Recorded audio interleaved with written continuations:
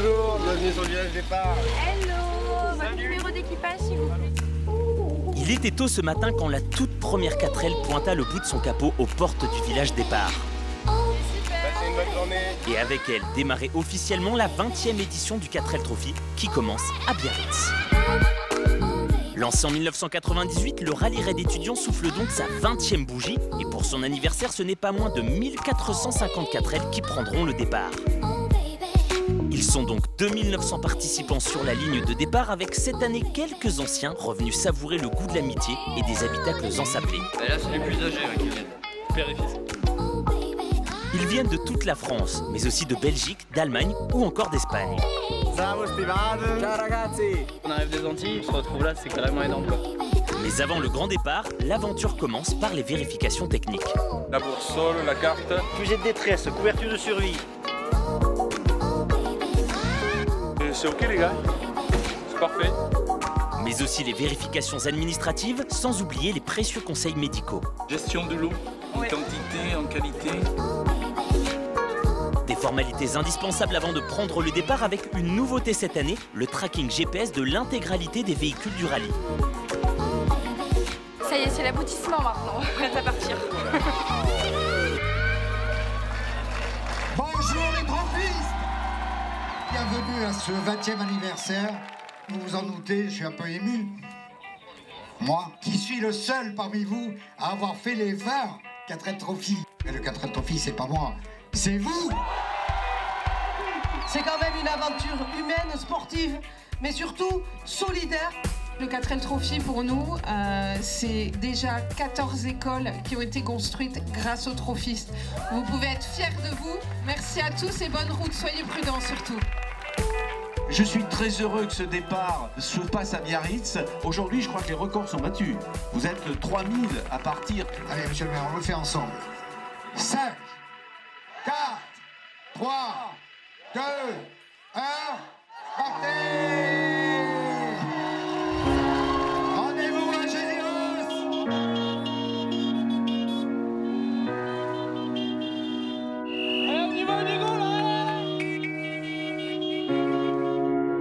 Je t'aime mon amour.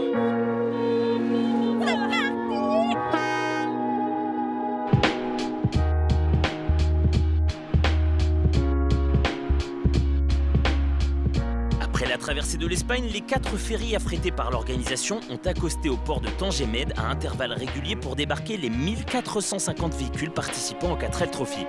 Ça y est, on y est. Ça y est, le Maroc, ils y sont. Mais avant de tracer la route marocaine, les étudiants font une halte à l'Université internationale de Rabat qui accueille le rallye.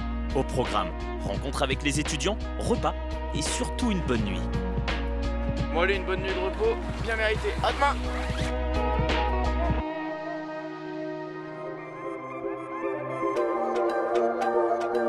Ça y est, la traversée au cœur du Maroc commence. Chaleureux, accueillant, dépaysant, le pays qui reçoit la caravane du 4L Trophy depuis 20 ans se dévoile sous le regard de nos aventuriers pour la première fois. Direction Boulajoul, lieu du premier bivouac perché à 1600 mètres d'altitude dans le Moyen Atlas. Et finalement, les premiers caprices vinrent d'au-dessus du capot, de tout là-haut. À 2200 mètres, les conditions sont parfois rudes. L'aventure, ils l'ont rêvé, et bien maintenant, c'est du concret. Sur le 4L Trophy, la grande majorité des participants a entre 20 et 26 ans. Certains en ont toujours entendu parler chez eux, d'autres l'ont découvert à l'école, tous rêvent de le faire entre amis depuis des années. Alors, peut-on parler d'une génération 4L Trophy?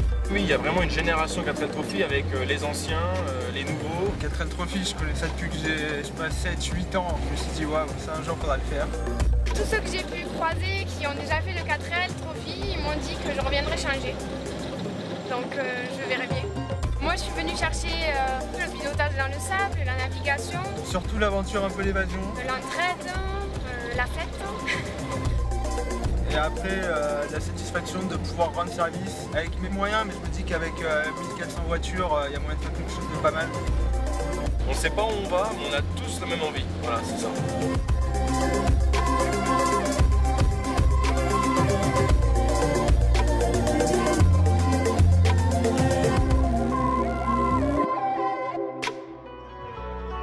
3000 participants arrivent enfin au premier bivouac pour une première nuit pas vraiment caliente, pour ne pas dire fraîche. On est content d'être arrivé. Premier bivouac dans le désert, c'est chouette. Ce soir, ce sera donc dîner au coin du feu. Nos aventuriers prennent des forces car demain, ce sont les premières pistes. Direction Merzouga, ça va commencer à taquiner la boussole, mais ce sera aussi la journée solidarité avec l'association Enfants du désert. Ça y est, on y est, l'entrée en piste. Les 4L de nos aventuriers ont vrombi dès l'aube pour cette étape d'orientation qui les mènera jusqu'au bivouac de Merzouga, lieu d'un moment fort de ce rallye, la remise des dons. Les quelques kilomètres juste avant l'entrée en piste font serpenter les 4L le long de la vallée du Ziz, une oasis de verdure somptueuse dans ses décors arides. C'est aujourd'hui un Maroc ensoleillé qui se dévoile sous les regards émerveillés. Après le checkpoint, l'aventure, la vraie, peut commencer. Allez, bonne piste! L'étape du jour vient caresser les contours de l'Erg Chebi pour une spectaculaire traversée du désert. Loin de l'asphalte, les grands plateaux permettent aux aventuriers de prendre leur première marque en orientation. Là, on est bon, là. Premier décryptage du roadbook et première rotation de boussole. Les gars, 185, c'est par là après. Il va falloir se repérer dans l'immensité. Moins on fait de kilomètres, mieux c'est. Ce qui ne s'avère pas forcément toujours évident. Ici, les pièges de sable sont nombreux. On roulait dans le sable et puis on s'est fait surprendre par le sable bien mou, quoi. Premiers efforts pour sortir du sable et découverte de nouveaux précieux alliés, les plaques et les pelles. Sans oublier l'esprit trophiste, l'indispensable solidarité.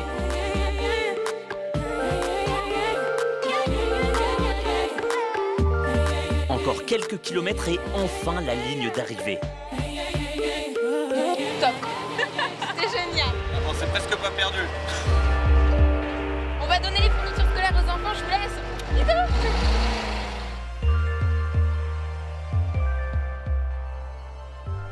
C'est au village de la Solidarité, installé au cœur du bivouac de Merzouga, au pied des dunes de l'Erg Chebi, que les étudiants sont accueillis par les équipes de l'association Enfants du désert. Tous les trophistes arrivent ici pour déposer tous les dons qu'ils ont récoltés pendant un an.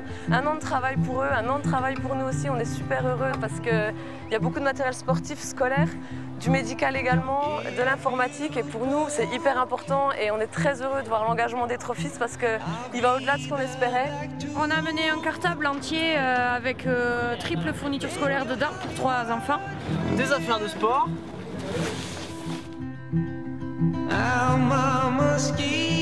Cet après-midi flotte au bivouac comme un doux parfum de cours de récré. Des jeux, des rires, des regards échangés et des moments partagés.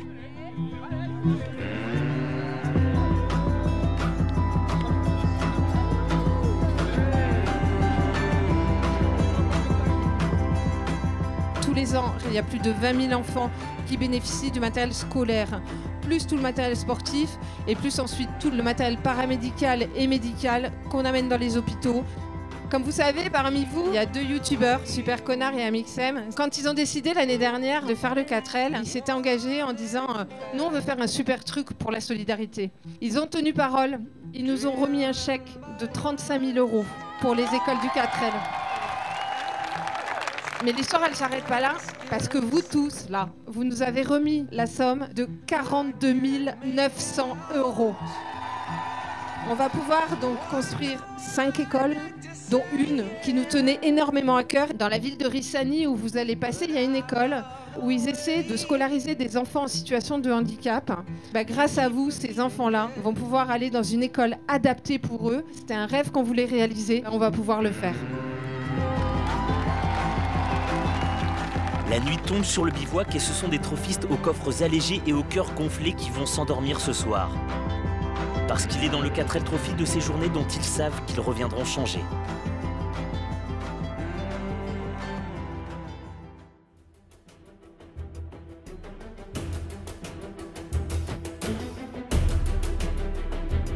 Bonjour, est-ce que je peux avoir vos kilométrages s'il vous plaît? Tu me confirmes? Ok, nickel, bon belle journée. Allez, attaquez là! Et c'est parti pour précisément 112,4 km de piste. L'étendue des plateaux multiplie les traces, l'équation est piégeuse et forcément les erreurs nombreuses. En gros, et pour résumer, faut pas se tromper. N'est-ce pas, mesdemoiselles? Non, non, ça le fait, on s'oriente très bien. Et voilà, joli pied de nez à la phallocratie mécanique, mesdemoiselles. Cette année encore, 290 4L sont uniquement féminines.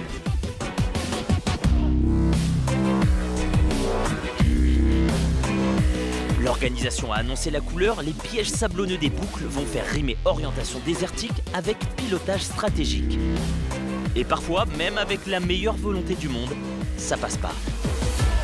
Bah là, on est complètement ensablés là, donc c'est pas cool du tout. Nos aventuriers connaissent l'adage, au 4L Trophy, tout seul, bah t'as pas fini. Sur la piste, un seul leitmotiv, l'union fait la force. Pour arriver le plus loin possible, il faut que tout le monde s'aide. C'est ultra important, sinon on peut rester bloqué des heures. À deux, on a beau être super costaud, mais ça suffit pas pour lever la 4L. On est tous dans le même bateau.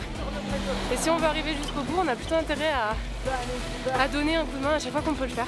Parce que quand on en a besoin, on est bien content de trouver les coups.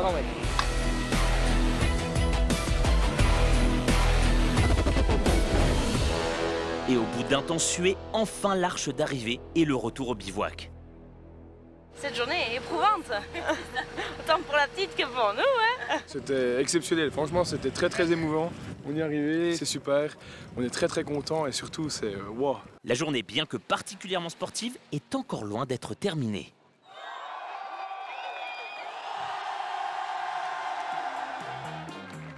Car pour fêter les 20 ans, chaque participant a sorti son plus beau déguisement.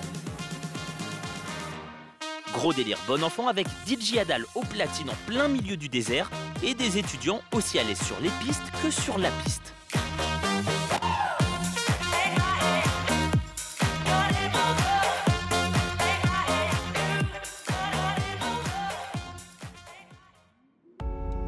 Lendemain de soirée, mes départs ensoleillés et aux aguets pour la deuxième journée boucle avec 104,4 km au programme. On va bien s'ensabler, on va bien pousser, mais on est avec les potes, on va se régaler. Le tracé de cette étape serpente le long de l'Erkchebi, un bac à sable de 200 km² et des grains de sable par milliers, à 360 degrés, à perte de zioté.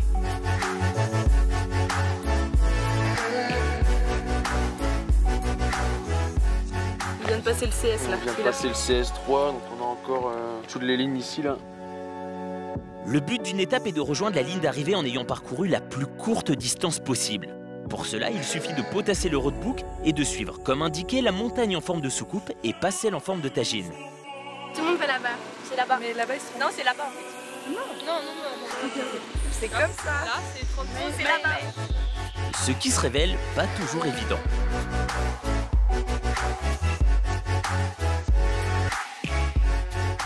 Et alors que certains se triturent les méninges sur la boussole, juste à quelques dunes d'ici, dans les villages de Tafour et de Gir, les équipages ambassadeurs ont prolongé leur action avec l'association Enfants du désert. On a mené 10 équipages dans ce village de Tafour, un petit village dans le désert, où 2 écoles ont été construites grâce aux dons des trophistes des années précédentes. Les étudiants ont pu découvrir donc, leurs 2 écoles construites grâce à leurs collègues des années précédentes. Et ils ont pu également réaliser des projets qu'ils avaient préparés.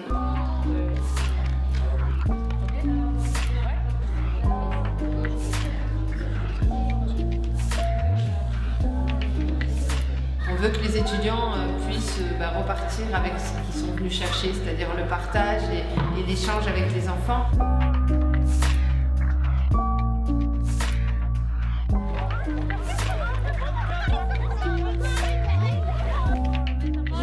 Ambassadrice parce que je voulais vivre une expérience humaine comme celle-ci. Elle est magnifique, notre voiture. Elle est trop belle. On s'amuse. Au top.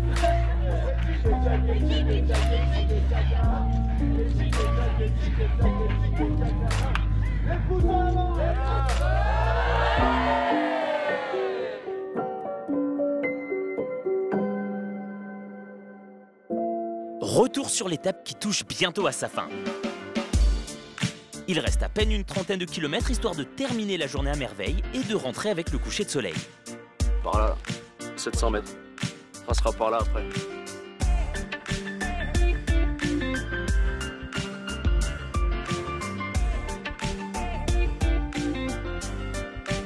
Qui dit prémisse désertique, dit aussi galère mécanique. Les carburateurs prennent pas mal de poussière et la force d'être secoué, ça passe dans les gicleurs et tout ça. C'est le truc très courant. Heureusement, grâce au doigt de fée expérimenté des mécaniciens répartis sur toute la piste, tous nos trophistes rentreront au bivouac ce soir.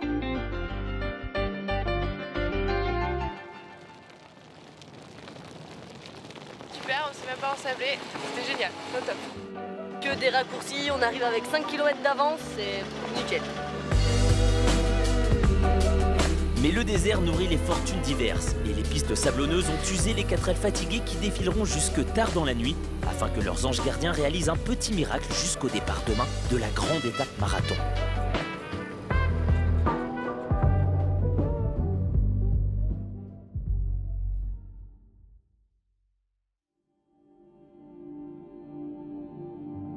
Ce matin pour les trophistes, le soleil se lève une dernière fois sur les dunes de Merzouga.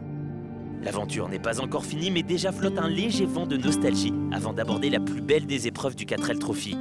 Cette ultime étape marathon est le point d'orgue de l'aventure. 230 km au cœur du désert, la nuit en autonomie, un moment épique, magique. Quand on a pris le départ de l'étape marathon, c'était entre l'excitation et presque une petite pointe de déception parce qu'on savait qu'après c'était fini. C'est l'étape qui concrétise tout le raid, quoi. Enfin, on est vraiment en liberté. C'est vraiment l'aventure, là, pour le coup. Il y avait des moments où voilà, on était presque seuls. Aux alentours, absolument rien, tout est plat. Au loin, on voit les montagnes, un petit peu de cailloux, ça secoue légèrement la voiture. Et puis on trace, on avance et on est toujours sur le côté à tourner la tête, à regarder au loin les montagnes, les sommets.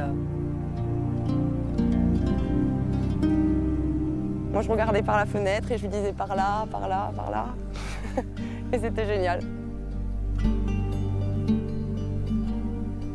On était 3-4 équipages, donc c'était plutôt sympa. On a planté les tentes, on a fait un petit feu. Et bon, après, on a juste à lever la tête, c'était absolument magnifique. J'ai regardé les étoiles pendant 1 heure et j'ai écouté du Brassens et du Brel et c'était ouf. Après, on a perdu en amortisseur. Cette ultime étape est aussi l'occasion de jeter un coup d'œil dans le rétro de sa 4L, de savoir ce qui motive à vivre cette expérience sans pareil. Il y a forcément quelqu'un dans notre entourage proche ou lointain qui a déjà participé au 4L Trophy. Dans les écoles, on en entend beaucoup parler, ça fait vraiment rêver. Donc c'était surtout partager quelque chose avec mon frère que je repartagerai jamais. Dès qu'il y a quelqu'un qui s'ensable, on pousse la voiture. Forcément, l'autre équipage remercie et donc forcément on rencontre d'autres personnes. En France, on est en panne au bord de la route, il n'y a personne qui va s'arrêter. Là, tout le monde s'arrête, tout le monde s'aide, c'est l'entraide. Donc je pense que c'est ce qui nous attire dans cette aventure. Et à partir de là, on se fait des copains, on se fait des amis, des gens avec qui finalement on fait tout le raid. C'est vrai que c'est super sympa. Je pense qu'il y a vraiment un esprit 4L Trophy. On a donné des pièces, des courroies, enfin, c'est vraiment l'entraide et c'est génial, quoi. Je pense que le côté humanitaire, c'est primordial dans le 4L Trophy. C'est important que la course permette de créer des écoles, ce genre de choses. La réalisation de ce projet, pour moi, c'était vraiment important. C'est pas mal de se déconnecter un peu de la vie réelle. Vivre sans portable, sans connexion, sans rien, sans les fioritures de la vie, quoi. Simplement. Et pendant 15 jours, on est vraiment dans notre bulle et ça permet de rencontrer des gens qui sont dans la même optique que nous. Le fait de passer sous l'arche, c'est vrai qu'on se dit c'était la dernière piste, c'est fini. On s'est tapé dans la main, on était super contents parce qu'on s'est dit ça y est, c'est fait. Et là, on se dit qu'on a quand même accompli une sacrée aventure. Ça nous montre vraiment qui on est. Ça apprend à connaître vraiment la personne avec qui on est en équipage, parce qu'on vit ensemble 24 heures sur 24. C'est des souvenirs à vie qu'on aura et qui nous tarde de faire partager en rentrant dans la maison. Je pense que le retour à la réalité va être dur.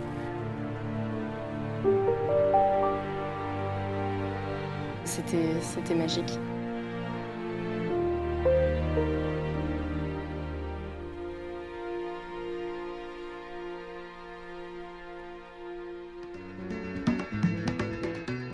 Et c'est à Marrakech que l'organisation a donné rendez-vous aux trophistes pour fêter la fin du rallye.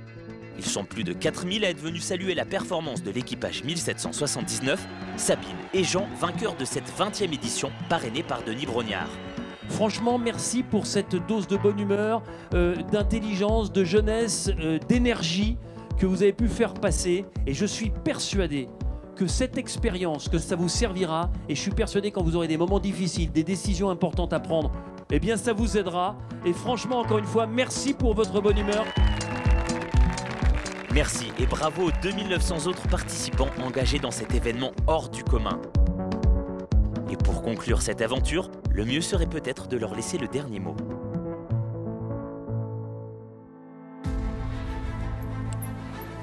J'ai une belle histoire à vous raconter. Un truc de fou. La première fois que j'en ai entendu parler. On m'a dit, ça se passe dans le désert. Dans une 4L. On m'a dit tu vas voir, ça va changer ta vie. Le budget, on l'a bouclé 2 jours avant le départ. Oh mais c'est où la première? Regarde, c'est là. Bah je sais, c'est un peu bizarre au début. On est parti et on n'a plus pensé à rien. Je m'étais jamais servi d'une boussole.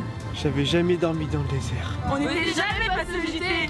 J'avais jamais posé une 4L. Je m'étais jamais senti aussi utile. J'aurais jamais pensé que cet objet serait aussi précieux. J'avais jamais vérifié le niveau d'huile. Tu veux que je te dise un mot? Magique. Cool. Jouissif. Rencontre. Solidaire. Dune. Énorme. Amazing. Lunaire. Unique. Le 4L, c'est une philosophie de vie. Tout ça, on l'a vécu grâce au 4L Trophy. Alors, on voudrait remercier quelqu'un. Sans toi, on serait pas là. Et on n'aurait jamais pu voir ça. On pourrait pas dire on l'a fait. Et Jean-Jacques, pareil qu'il y a plus de 20 ans, tu traînais dans le désert avec tes potes. tu t'es dit, ça aurait été sympa de vivre ça quand t'étais jeune. T'imagines même pas. Il y a 20 ans, tu es parti avec 5 4L. Et aujourd'hui, on est 3000 à écouter tes briefings. T'es un peu notre papa du désert. On est fiers de souffler ces bougies avec toi. 20 ans, on aurait quand même pas raté ça. 5, 4, 3, 2, 1...